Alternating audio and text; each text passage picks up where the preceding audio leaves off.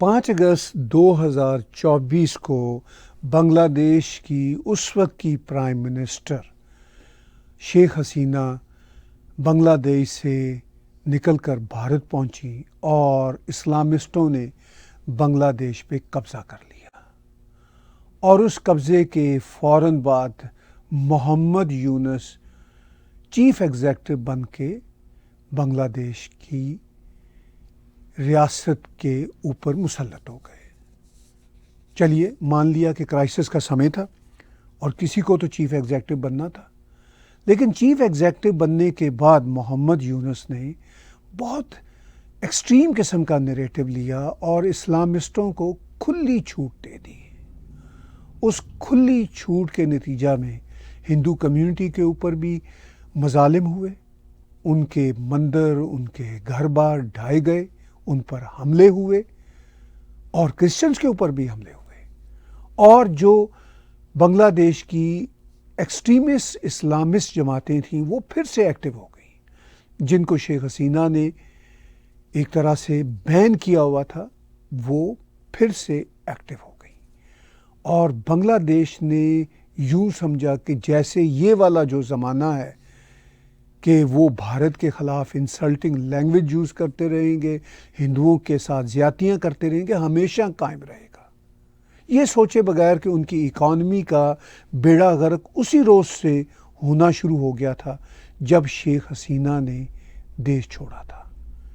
انہوں نے اس بھارت کو آنکھیں دکھانا شروع کر دیں جس بھارت نے بنگلہ دیش کی بنیاد رکھی تھی۔ آج بھی یہ جو سو کالڈ چیف ایگزیکٹو ہیں محمد یونس، ان کی جو سو کالڈ کیبنٹ ہے اس کے کئی ایسے اسلامسٹ منسٹرز بیٹھے ہوئے ہیں جنہوں نے ریسنٹ منتھس میں ایسی ٹویٹس دیں جس میں کہا گیا کہ ہم نے خود سے آزادی لی تھی، بڑا عظیم کام کیا تھا۔ اچھا، جب خود سے آزادی لی تھی تو اپنے آزادی کے ہیرو شیخ مجیب الرحمان کو قتل کس نے کیا تھا؟ چلیے قتل تو جب ہو گئے وہ ہو گئے، اس کے بعد ابھی یہ جو نام نہاد انقلاب لائے تھے بنگلہ دیشی، اس انقلاب کے بعد انہوں نے اپنے ہی فاؤنڈر کے جو مجسمے تھے وہ گرا دیے، تصویریں پھاڑ دیں، فاؤنڈر کی فیملی کو پھانسی دینے کے نعرے لگانے شروع کر دیے۔ آلریڈی فاؤنڈر کی فیملی کے بہت سارے لوگ ان کے ساتھ ہی مارے جا چکے تھے ان کی ریاست بننے کے چند سال بعد۔ تو اب انہوں نے یہ 5 اگست 2024 کے سو کالڈ ریولوشن کے بعد یہ طے کیا کہ اب ہم بہت پاورفل ہو گئے ہیں، شاید امریکہ اور چین بن گئے ہیں۔ لیکن آج صورتحال یہ ہے کہ چیف ایگزیکٹو محمد یونس بھارت کے ترلے کر رہے ہیں کہ یہ جو آگے آنے والے دنوں میں 3-4 اپریل کو جو ایک کانفرنس غالباً بینکاک میں ہونے جا رہی ہے، اس آرگنائزیشن کا نام ہے بمسٹیک، بے of Bengal initiative multi sectoral technical and economic cooperation. مشکل سا نام ہے۔ بھارت اس کو اس لیے تسلیم کرتا ہے کہ اس میں پاکستان کا میس نہیں ہے۔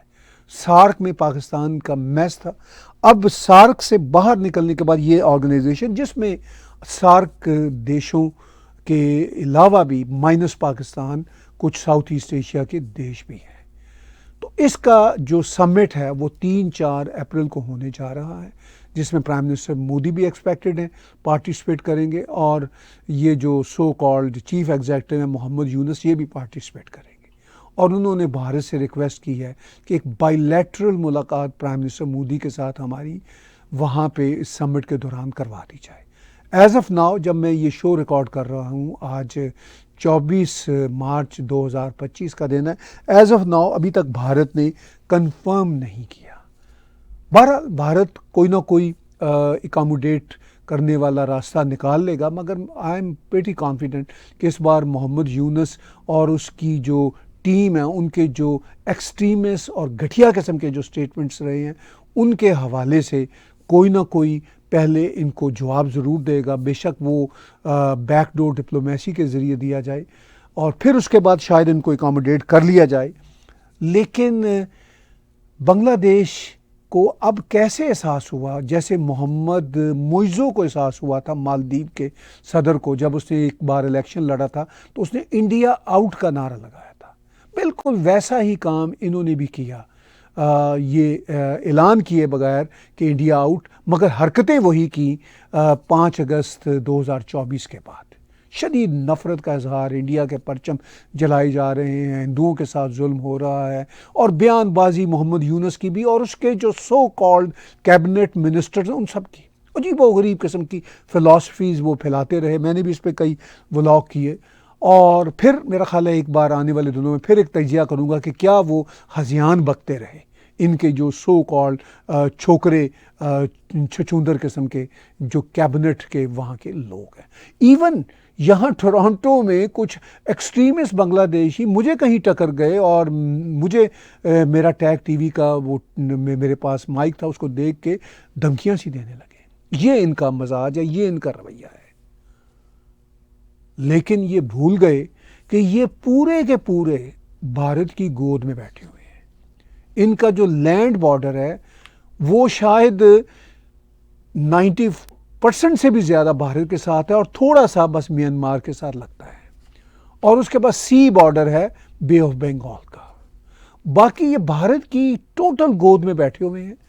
چاہے محمد معیزو تھے، اب وہ بھارت کے ساتھ شیر و شکر ہیں اور بہت تعریفیں کر رہے ہوتے ہیں، چاہے یہ محمد یونس ہو۔ ان دونوں کا یہ خیال تھا کہ ہم اسلامسٹ ایجنڈا لائیں گے، ہمیں چین مدد دے گا۔ چین بڑی اکانومی ہے، بڑا دیش ہے، لیکن اس کے بہت سارے مسائل ہیں، ان کے کوئی 50 سے زیادہ کی قسم کے اب گوسٹ ٹاؤن ہیں، ان کی تو پراپرٹیز بنی ہوئی ہیں مگر وہ خالی پڑی ہوئی، ان کے بہت سارے ایشوز ہیں۔ وہ پولیٹیکلی تو بھارت کے خلاف جاتے ہوئے چائنا والے محمد معیزو کو بھی تھوڑا سا دانہ ڈال دیں گے، اور ان بنگالیوں کو بھی ڈال دیا تھا انہوں نے، لیکن اب بعد میں جا کے محمد معیزو کو اندازہ ہوا کہ بھائی وہ دانہ ہی تھا، روٹی نہیں تھی، تو پھر وہ بھارت سے روٹی لینے کے لیے بھارت کی گود میں آ گئے۔ اب ان کو بھی اندازہ ہو گیا کہ چائنا کی طرف سے دانہ ہی تھا اور روٹی نہیں ہے، روٹی تو بھارت کے ساتھ جڑی ہوئی ہے۔ سارے کا سارا ٹریڈ اس اسلامسٹ سو کالڈ ریولوشن نے برباد کر دیا ہے۔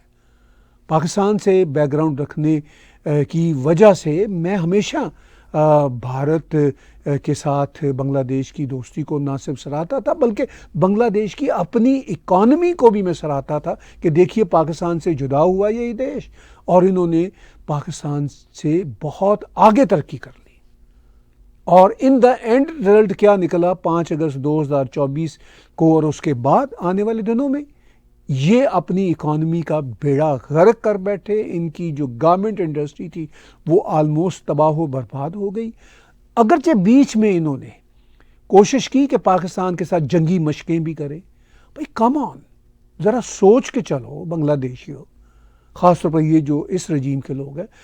پاکستان خود ایک 0/0 دیش ہے، تم بھی 0/0 ہو چکے ہو، تو 0 کے ساتھ جب 0 ملتا ہے تو جواب پھر 0 ہی آتا ہے۔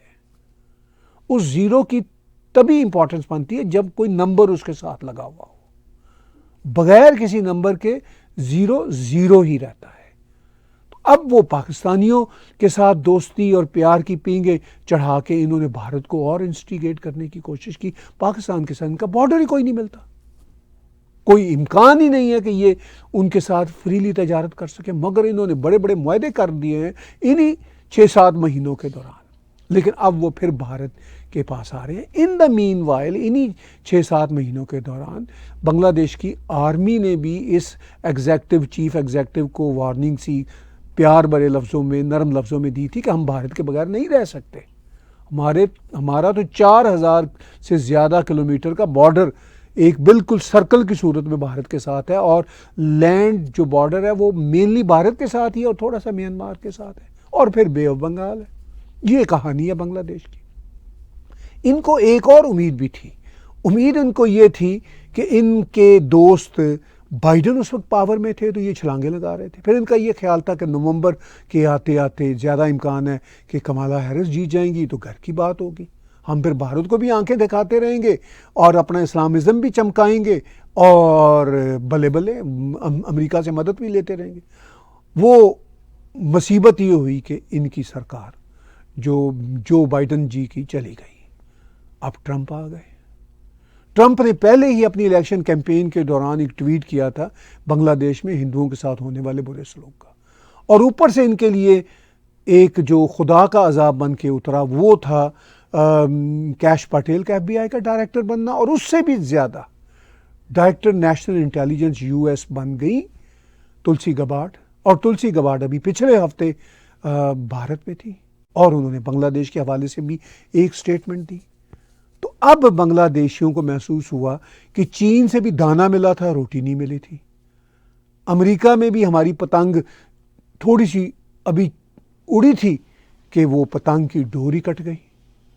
اور پاکستان کے ساتھ ہم پیار کی پینگیں بڑھا ہی نہیں سکتے کیونکہ وہ بھی 0/0 ہیں اور ہم بھی 0/0 ہیں. میانمار میں آلریڈی خانہ جنگی کی سی کیفیت ہے اور وہاں کبھی حالات سٹیبل ہی نہیں ہوتے. تو پھر رہ کون گیا؟ رہ گیا بھارت. تو یوں لگتا ہے کہ محمد معیزوں کے بعد محمد یونس بھی اپنی اوقات میں آ رہے ہیں اور بھارت کی گود میں واپس جانا چاہ رہے ہیں. اور آئی ایم پریٹی کانفیڈنٹ کہ بھارت ان کو پھر سے گود سے لینے سے پہلے، میرا مطلب ہے بنگلہ دیش کو گود سے لینے سے پہلے، ذرا ان پہ کڑی شرطیں رکھے، اینڈ آئی ہوپ کہ وہ رکھیں گے. بھارت ان کو بتائے کہ بنگلہ دیش میں جس طرح یہ اپوزیشن پارٹیوں کا کریک ڈاؤن کرنا چاہ رہے ہیں یا جس طرح کیا ہے یہ زیادہ آگے نہیں چلے گا. آج بھی عوامی لیگ بہت بڑی سپورٹ بنگلہ دیش میں موجود ہے. عوامی لیگ نے بھی اگرچہ کچھ غلط کریک ڈاؤن کیے تھے لیکن اس ریجن کی پالیٹکس میں انفارچونیٹلی یہ ایک روٹین ہے. لیکن اب بھارت کو اپنا کردار ادا کرتے ہوئے جس طرح بنگلہ دیش کی آزادی ان کو دلوائی، اسی طرح بھارت اپنا کردار ادا کرتے ہوئے وہاں کی سبھی جمہوری پارٹیوں کو آزادی دلوائے اور محمد یونس جیسے جو ڈرامے ہیں ان کو احساس دلائے کہ تمہارے ڈرامے تمہارے دیش کے لوگوں کو کہیں آگے لے کے نہیں جا سکتے. So for God's sake behave yourself, behave with all communities in Bangladesh. اور بھارت کے بنا بنگلہ دیش کا کوئی سروائیول ممکن نہیں.